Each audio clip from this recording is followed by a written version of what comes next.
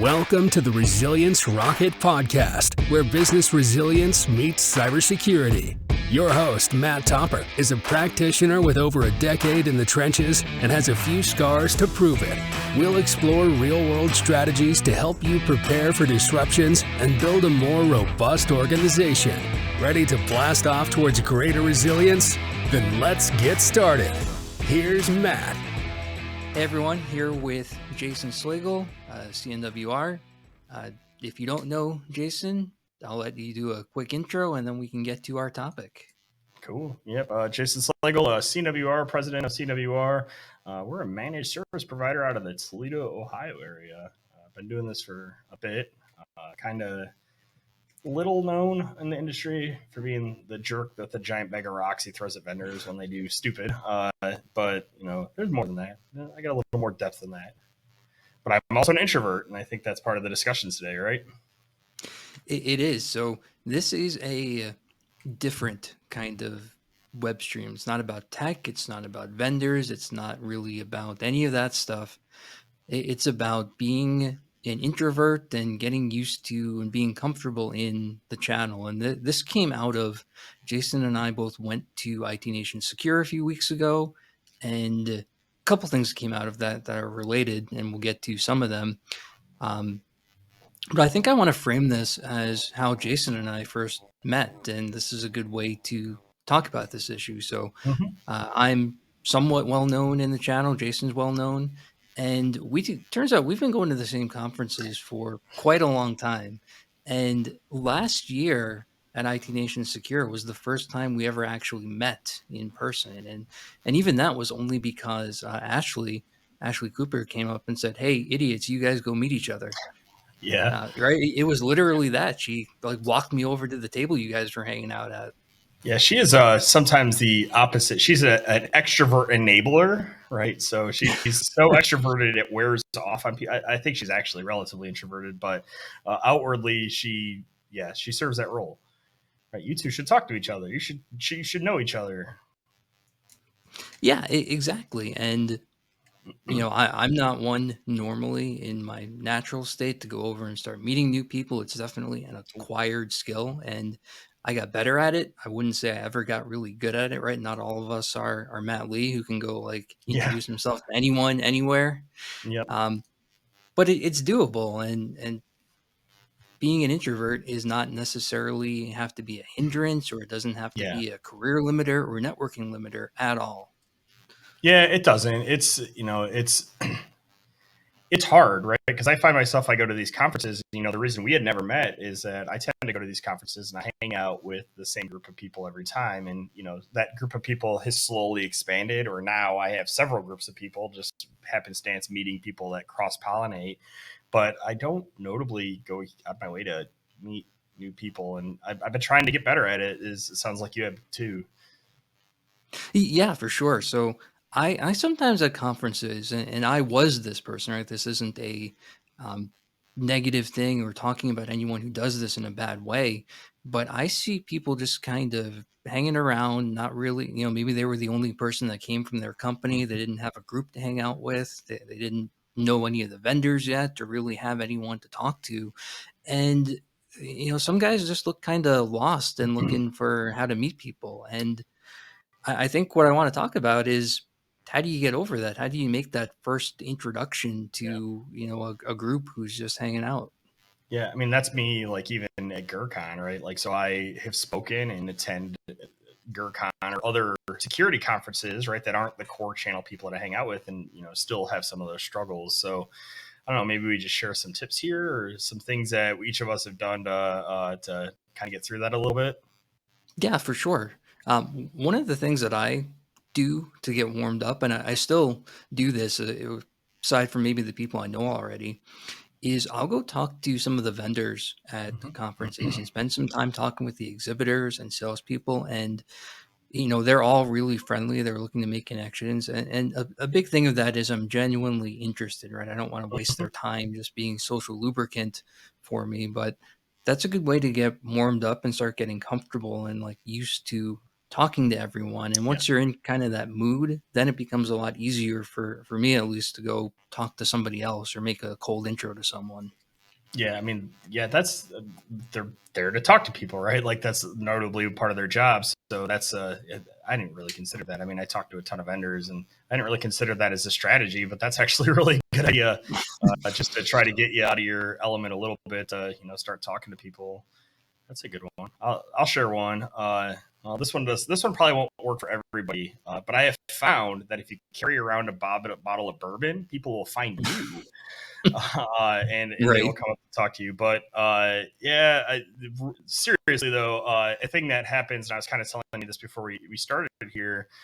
For better or worse, I definitely have used alcohol as a social lubricant a little bit, and there we can talk about all the negative downsides and connotations of coming with that. But it's definitely a strategy that I've used in the past that I'm trying to get myself out of a little bit.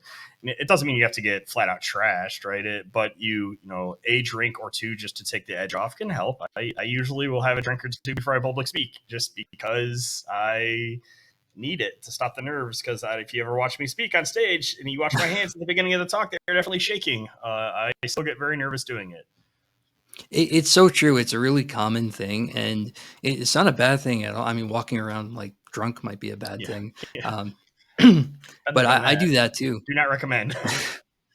Right. Like Yeah, don't give a presentation drunk. And yeah, if you do, like, you better knock it out of the park. yeah. Um, One, it's a common thing though. It's not wrong or bad, especially if you know yourself. If you know that yeah, you operate better after a drink or two, right? If you yep, are in the bomber peak camp. yeah, yep. Um, I 100% and agree. I do sometimes. It takes the nerve off a little bit. Like uh, a big one for me, a huge one, probably the biggest thing that I do. I am an old IRC nerd, right? So I've been on the internet, and I am a child of BBSs before. I'm making myself old, but I'm a child of BBSs, and I'm a child of real time chat since real time chat was in its infancy, and so things like MSP Geek or your favorite Facebook group or other places where you can meet and interact and learn about people online makes it way easier when you meet them in person, because at least in our channel, in the channel, I've noticed most people are relatively the same personality wise online. Like you don't get a lot of like there are some for sure, but most people aren't like super trolly online and then like super shy or whatever in real life. The Yeah. personalities tend to Yeah. carry over quite the same. So it's now it's not a new person, right? Now it's a person that you've kind of gone through and you know them, right? So going up and having a conversation with them. Drew Hacksworth's a great example of that, right? It's like the first time I met him, I talked to him a ton online, so it's like, oh, it's you, and it's not awkward or weird at all. Then, Yeah, I mean, everybody's got their name tags on. You know who people are, and that's a good thing to remember. I mean, everyone at these, or almost everyone at least, is there to network and meet people, right? mm-hmm. It's not weird to be approached. It's not weird to ask a random question. I was saying when I got back, I couldn't walk 10 feet last week without somebody wanting to ask me something, and that's Yep. totally fine. That's why we're all there, and so I think that leads to um, a difficult but effective strategy, which is really just go up and say hi or ask a question. Yep. I don't know about you. No one has ever responded negatively. Now I have had, I'm too busy. I got stuff to do. Yeah. I have to run. But that's I, the worst response I ever received. yeah. Well, I mean, even that, like, for some reason, I've started getting people that know me from this stuff, right, or online content that'll walk up to me, and occasionally, at least once or two times at conference now, somebody will come up and want to get selfie with me that I don't know, right, and I'm always kind and cordial to them. I feel like most people are, and I was actually at an event earlier this week, and the keynote speaker kind of talked about this. No is not bad, right? Like, what's the Right. worst thing that's going to happen? You're going to go up to talk to somebody, and they're going to tell you they're too busy or they don't have time or no, they can't talk to you right now, right? Like, okay, that doesn't mean they don't like you. It just means that they can't right now. And there's no harm in that. And if you don't go up and ask, then it can't possibly be yes if you don't ever make the engagement, right? So just remembering that no doesn't mean they don't like you. It just means you're busy. But 95% of the time, I feel like it's probably going to be yes in this case. Yeah, same here, right? Unless I really have to go, it's going to Yep. be, of course, right? We're here Yeah. to meet people. Yeah. Yep. It's if I'm on my way to a speaking slot or somewhere I need to be. It's like, hey, like catch me in a bit. And that happened to me at Secure actually 2 or 3 times. People would come up to me and they'd want stuff. And it's like, hey, I'm going here. Like I'll be back down in this area in an hour. Like come find me then and we'll talk. And Right. most of the time they did, and it was fine. Yeah, exactly. So another thing I have and that I sometimes have to remind myself to do is talk to people about stuff that's not tech all the time. Like we are there because it's a tech conference. That's the thing we all have in common, but we're all people first, Yeah. right? We don't all necessarily live, eat, and breathe tech 24/7. I You know, do.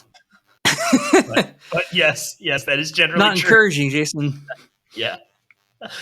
No, I mean the thing that you spun up, I kind of noodled it out there as a good idea, and you took it and ran with it. Literally ran with it. The 5K is a good example of that, right? So it's Right. like here's a tech nerd conference, and now we've got a bunch of people that I otherwise would not have probably interacted with at all that all came out to run a 5K in the morning. They didn't even make fun of the fat guy that runs slower than everyone else, right? And it's been now it's another group that I feel welcomed in. So go do something like Yeah. that. Yeah, exactly. Right. Or if you see, somebody I was with had a T-shirt that somebody recognized and came up. It was like a record store somewhere. Anything like that is a totally fine open. We're not all like technology automatons, even though it may seem that way some of the time. We all have interests. Like I'm a huge sports fan, right? So if anybody comes up to me and talks about baseball or football or something, that'd be awesome. Nobody has that because I don't wear like gear or T-shirts there, but there's all sorts of things that you can talk to people about that aren't tech. At a conference earlier this year, I had the best conversation with somebody who I met in the food line talking about like what was being served and kicked off a 1 hour conversation. It's just it's amazing how that goes. Yeah. Bonding over the terribleness of conference food is almost always a good strategy. It's Right? often not that great. It's I don't know. I feel like there's spectrums of introverts. Like people tell me I'm not introverted, and I'm 100% introverted. It is work for me to socialize with people, and I'm exhausted when I'm done. But there are definitely people that are more introverted than me that have trouble even talking. And I think that the conferences need to start trying to normalize some things to try to cater to those people, right? Like not everyone's going to dig the bar track. Let's be honest. And that seems to be the main draw at a lot of these conferences. I mean, I do it, but on my health and fitness journey, it's hard. It's hard to balance going and hanging out at the bar where everyone is constantly offering you to buy you drinks with the desire to not drink a ton. The conference I was just at had non-alcoholic beer, and that was amazing. And I want that at every conference now. Nice. Yeah. Oh, I haven't seen that before. At least not at an event. That's cool. You were at MSP GeekCon, right? Yes. No. Okay, you were. I thought you were the board game room there. I mean, that was an example of something that we put together. It was based on something that happened at happens at Code Mash, which is a community conference I attend. That I think got very good kudos for putting people together that otherwise would never have talked because over a bond of D&D or board games or other things that people do that just hasn't happened at conferences. And I think we should encourage our vendors to try to as they put these things on to try to think outside of the box a little bit to cater, especially if you're targeting a more technical audience, right? If you're targeting a sales heavy audience or sales and owner heavy audience, those people tend to be, I think, generally a little more extroverted. Right? Yeah, So they have a little less time. They need a little less help because they're used to talking to people. But like us technical people, it can be a struggle. We've been talking about, and nothing has been planned or decided, but I've suggested to the ConnectWise people some more structured networking kind of events. Not like speed dating kind of networking, but something closer to that than get everyone in the same room and say networking, which is tough for people because what happens is you congregate with everyone you came to the event with, and now you're having a conversation that's hard to jump into. So there definitely are some some thoughts about doing that or making something more formal to meet people. Well, why are they hard to tie into? Because I was actually going to give that as a strategy. Like find a group of people that you want to to get to know and just go kind of like listen to the conversation for a bit. And then just when you can insert something of value, insert it, right? Like most people aren't going to be like, who's this guy? Yeah. Like they're going to engage you in the conversation, and then you'll quickly be talking to a bunch of people. And I personally have a much easier time in a group of people than I do one-on-one. So that's interesting. That is something that I still find difficult. So if I walk up to a group and there's like a big conversation going about, maybe a conference I didn't go to, or like some issue back at the office or something, and it can be difficult, I think, to jump into that because you feel like you're about to completely derail the whole conversation. And yeah, waiting for an opportune point can be a good strategy there. I like that. Yeah, you have to listen, right? Listen before you engage, and then if it's not a conversation that you can contribute to, or you can't find a way into it, then go find another one, right? Like there's somebody somewhere is having a conversation that you will find interesting and that is relevant to you. It may be about technology, it may be about fossils, right? Like, but someone somewhere is talking about something that you'll talk about. I mean, we talk some of my fondest actually all of my fondest memories at conferences have nothing to do with technology, right? It's just a group of us getting together and being silly. Like the whole at MSP GeekCon, the whole game Settlers, between like Kelvin, I think Becky was playing, there were four of us playing Settlers, and the whole like amazing magical moment happened because Kelvin didn't know how to play right and was kind of playing his own game. That sounds about right. It had nothing to do with technology at all. So that's a good point. The way you talked about strategizing. So when you go into that, right? So you go up to a group, and you realize they're having a conversation about some critical client issue that you have no business being anywhere near anyway. It's not weird. It's not wrong to go, see yourself out or go meet some other group after that. Nobody's going to look at you like you're crazy if you walk up, don't say anything, and leave, right? That's networking. Yeah. Oh, these days I just own it. I'm like, ooh, you guys are having a conversation that I'm not like, that I can't. Yeah, I'm just gonna go over here now. But I do that anyway. That's another strategy that I use, is that I have trouble. I don't stay in one spot long, so I tend to have a bunch of short conversations because I struggle when the conversations get a little bit longer. And now people will recognize that as a strategy I use, and it'll probably stop being effective. But I kind of wander around like a firefly at these things, and I pop into a group and have a 3-minute conversation, and then I exit that group and say, I'm going to find other people. And I just own it. I'm like, hey, I'm going to go walk around and talk to other people. Then I go find another group and have a 3-minute conversation. That's pretty much how I do that these days.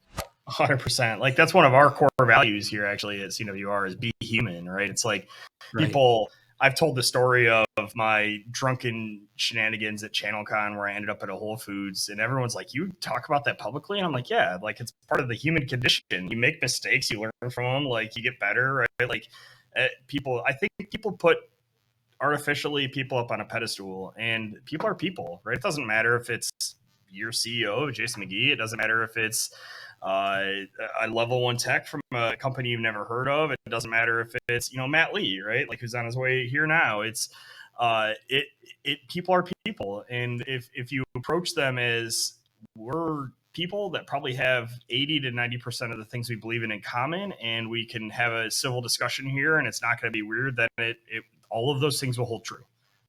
Yeah. That's perfect. Yeah. Civil discussion though. Don't start talking politics, religion, or no, we were just at this event we were just at in Cleveland. Some guy walked up to us who I didn't meet, and I'm sorry, I'm dropping things. His conversations immediately went to like politics and religion, and I'm like, ooh, that's a hot take. Like, no, please don't talk about politics and religion in public unless you are 100% sure that every single person in that group, either one, you're coming for debate, or two, the people in that group have a relatively common belief system, because that's a very quick way to make people very uncomfortable very quickly. And even then, probably don't do it, because someone around you will get involved. The next thing you know, you'll start a riot. Yeah, no, yeah, that's not. We just agree. There's some things like we don't talk about in public about, whether Vim or Emacs is better.